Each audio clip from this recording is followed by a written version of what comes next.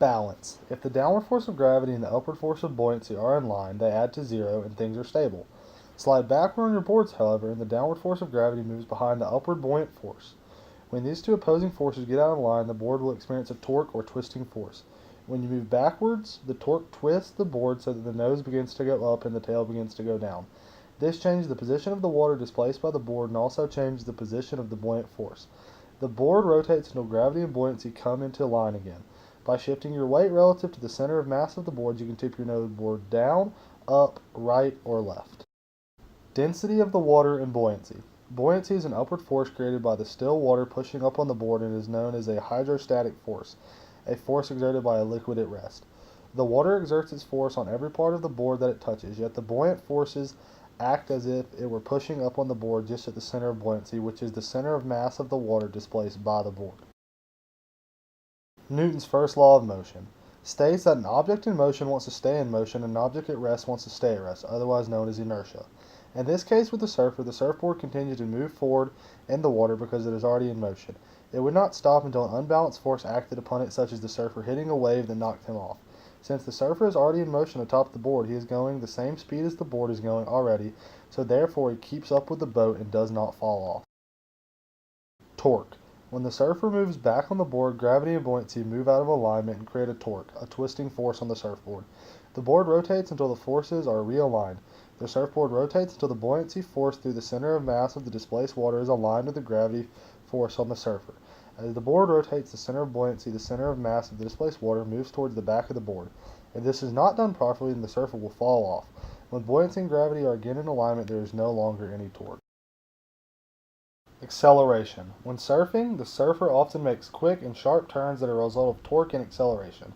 Acceleration is the rate of change of velocity of an object with respect to time. We can find acceleration by dividing the change in velocity by time. So the surfer speeds up and the fin allows a direction change. The larger the fin, the more stable the ride will be, but large fins also make it more difficult for the surfer to turn the board. In contrast, smaller fins provide more ability to turn, but there is a potential that the board could drift from side to side and cause the surfer to lose control. Typical surfboard designs offer either one large fin for beginners or three smaller ones for more advanced surfers. Newton's third law states that for every action force there is an equal in magnitude and opposite in direction reaction force. In order to get up on the board in wake surfing, the athlete must grasp the rope handle, and as the boat begins to accelerate, it pulls the rider up onto the board.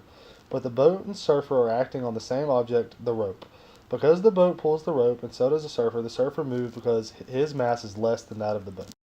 Newton's second law of inertia states that acceleration of an object is dependent upon the net force acting upon the object and the mass of the object. In the case of wake surfing, the surfboard is moving as a result of the waves that are pushing it along. We can find the force acting on an object by the formula F equals m times a.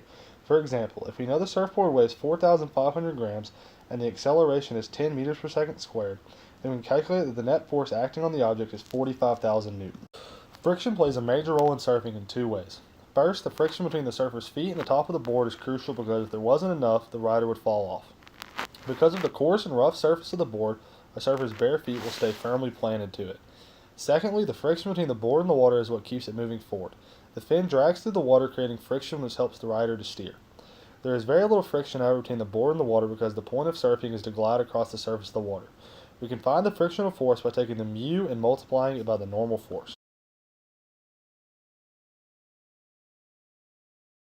Potential energy is the energy possessed by a body by virtue of its position relative to others, stresses within itself, electric charge, and other factors. Consequently, kinetic energy is energy that a body possesses by virtue of being in motion. When waiting for the boat to take off, the surfer has potential energy while he is resting in the water and just floating, holding onto the rope. That is transformed to kinetic energy as soon as the surfer begins moving behind the accelerating boat.